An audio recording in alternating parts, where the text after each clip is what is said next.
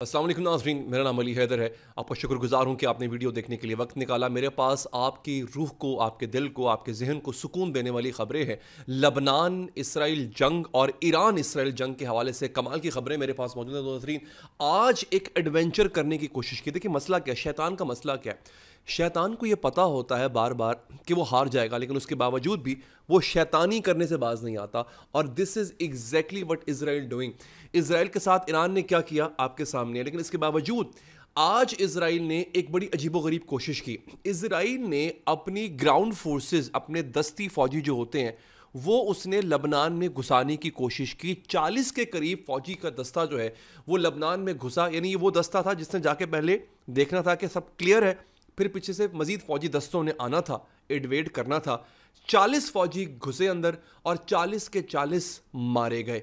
इनको लगता है कि लबनान में हमने हिजबुल्लाह की क़यादत को तबाह कर दिया है, अब कुछ नहीं बचा। नाज़रीन, मैं आपको सिर्फ इतना बता दूं कि अबू मूसवी जो कि 1991-92 में ये उस वक्त की हिजबुल्लाह के सरबराह थे, तब जो हसन नसरुल्लाह हैं वो सिर्फ एक 30-32 साल के नौजवान थे। उस वक्त इन्होंने हिजबुल्लाह की पूरी क़यादत को एलिमिनेट कर दिया था। 1992 की बात कर रहा हूं मैं। लेकिन आप देखें कि उसके बावजूद भी हिजबुल्लाह कायम रही। फिर 2006 में इसराइल के साथ हिजबुल्लाह ने जंग लड़ी। हसन नसरुल्लाह उस वक्त जो है वो इसके लीडर थे और उस जंग में इसराइल को शिकस्त हुई थी। तो ये जो बड़ी बड़ी तंजीमें होती हैं, जो रेजिस्टेंस मूवमेंट्स होती हैं, ये किसी एक लीडर पर इन्हसार नहीं कर रही होती हैं। इन्होंने उसकी मुतबादिल ऑल्टरनेट लीडरशिप या मुतबादिल क़यादत को बना रखा होता है, इंटैक्ट होती है। इसी तरह से हिजबुल्लाह की जो ऑल्टरनेट क़यादत है वो इस वक्त ज़मीन पर मौजूद है और ऑपरेट कर रही है। अच्छा, ईरान के हवाले से कुछ खबरें मेरे पास मौजूद है नाज़रीन। मैं आपको दूंगा कि वो जो एक सबसे बड़ी अहम एयरबेस है, जो कि ईरान की बहुत बड़ी एयरबेस है नाज़रीन, और वो उड़ाई है ईरान ने। अच्छा, इस खबर को छुपाने की बहुत कोशिश की इसराइल ने, बहुत कोशिश की, लेकिन बिलाखिर आज की टेक्नोलॉजी झूठ नहीं बोलती है। ये खबर कैसी पकड़ी गई मैं आपको बताऊंगा। इसके साथ साथ अब पूरी दुनिया के जो मुसलमान ममालिक हैं वो पाकिस्तान से क्या अपील कर रहे हैं।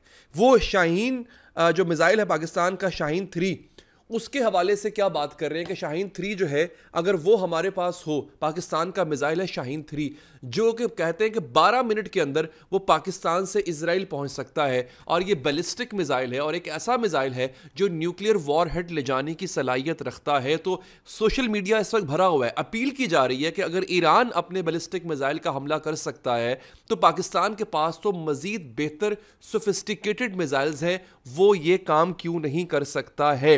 अच्छा, इसके साथ साथ नाजरीन मेरे पास कुछ अपडेट्स भी हैं लबनान के हवाले से। 24 घंटे में नाजरीन 3 टैंक तबाह हुए हैं, 30 इसराइली फौजी हलाक हुए हैं, 35 इसमें जख्मी हुए हैं। अच्छा, 45 मिनट की शदीद झड़पों के बाद हिजबुल्लाह ने इसराइली प्यादा फौज के पूरे यूनिट को ही मार गिराया है। ये बहुत कमाल की और बेहतरीन खबरें हैं। अच्छा, लबनान से अल मन्नार एक अखबार है वो रिपोर्ट कर रहा है कि अब से कुछ लम्हे कबल एक इसराइली प्यादा फौज ने लबनानी सरहद अल मालकिया के मकाम से दरअंदाजी की कोशिश की और अतरून कस्बे के मज़ाफ़ात में हिजबुल्लाह की तरफ से लगाई गई घात में फंस गई। इसके तमाम अराकीन हलाक हो चुके हैं। ये हुई ना बात। बेसिकली एक तादाद के मुताबिक कहा जा रहा है कि कुछ खबरें ये कह रही हैं कि 5 इसराइली टैंक तबाह हुए हैं और 80 इसराइली फौजी जो हैं वो वासिले जहन्नम हुए हैं। अच्छा, अक़वाम मुत्तहिदा में ईरान के जो मुस्तकिल मंदूब हैं, जो ईरान के सफ़ीर हैं यूएनओ में, वो कहते हैं हमने सिफारती रास्ता आजमाया लेकिन कामयाबी नहीं हुई। इसराइल वाज़े तौर पर सिर्फ ताकत की ज़ुबान समझता है, अगर ज़रूरत पड़ी तो हम इन्हें मात दे देंगे। अच्छा नाजरीन, अब आपको मैं आपके सामने एक नक्शा में लेकर आ रहा हूँ। ये नक्शा आपने देखना है नाजरीन। ये जनाब एक इसराइली एयरबेस का नक्शा है और बहुत ही बड़ी एयरबेस है, बल्कि मेरे पास इस एयरबेस का नाम भी होगा। मैं वो नाम भी आपको बता देता हूँ कि एग्जैक्ट उस एयरबेस का नाम क्या है। तो नाजरीन, ये जो एयरबेस है जिस पर हमला किया गया है, अच्छा ये जनाबे वाला है, इसका नाम है तेल नौफ एयरबेस। ये जो तेल नौफ एयरबेस भी है और नवातिम एयरबेस भी है। ये 2 बड़ी एयरबेसेस हैं जहां पे अमेरिका के प्रोवाइड किए गए F-35 जंगी तैयारे, दुनिया के जदीद तरीन जंगी तैयारे, ये भी खड़े हुए थे यहाँ पे। उसका जो नक्शा है, इसराइल ने क्या किया कि इसराइल ने इस सैटेलाइट इमेज को ब्लर करने की कोशिश की है, लेकिन जब इंडिपेंडेंट जराये से देखा गया तो आप देख सकते हैं 2 इमेजेस हैं। एक इमेज में आपको सफ़ेदी नज़र आ रही है और एक इमेज में आपको काले धब्बे नज़र आ रहे हैं। ये काले धब्बे वो मकाम है जहां पे ईरानी मिसाइल गिरे और उन्होंने इस एयरबेस को तबाह किया। इसराइल ने क्या किया, डेफिनेटली चूंकि यहूदियों का तो हर जगह पे एक रूल है, इन्हीं की हुकूमत है, इन्होंने डिजिटली उसको छुपाने की कोशिश की, लेकिन इससे बहुत पहले लोगों ने स्क्रीनशॉट्स लेके रख ली थी। अब आपके सामने आप देख सकते हैं कि इस एयरबेस को नाजरीन किस कदर नुकसान पहुंचा है, किस कदर इसका जो है वो बेड़ा गर्क करके रख दिया है। अच्छा, लेबनान टाइम्स के नाम से एक अखबार है, ऑनलाइन अखबार, वो ये कह रहा है Pakistan Shaheen 3 missiles can strike Israel in few minutes, this is the right time, Pakistan must provides its missiles to Iran, Yemen, Lebanon and फलस्तीन। पाकिस्तान को अपने मिसाइल ईरान को, यमन को, लेबनान को और फ़लस्तीन को देने चाहिए, क्योंकि इसके जो मिसाइल है वो बहुत ताकतवर है और चंद मिनटों में वो इसराइल तक पहुंच सकते हैं।